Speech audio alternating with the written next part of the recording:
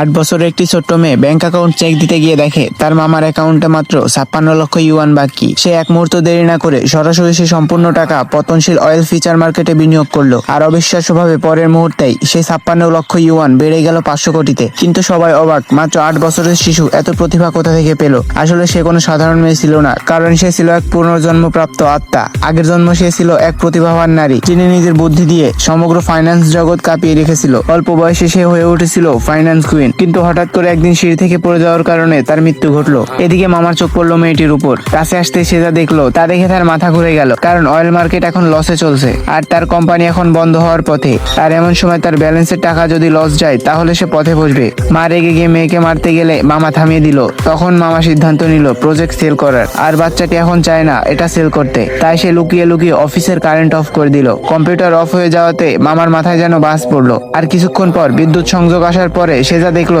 সেটা দেখে সে খুশিতে আত্মহারা হয়ে গেল, কারণ হঠাৎ করে অয়েল মার্কেটের দাম তরতর করে বাড়তে থাকে। ভিডিওটি ভালো লাগলে একটি কমেন্ট করুন, আর চ্যানেলে নতুন হয়ে থাকলে সাবস্ক্রাইব করুন আমাদের চ্যানেলটি।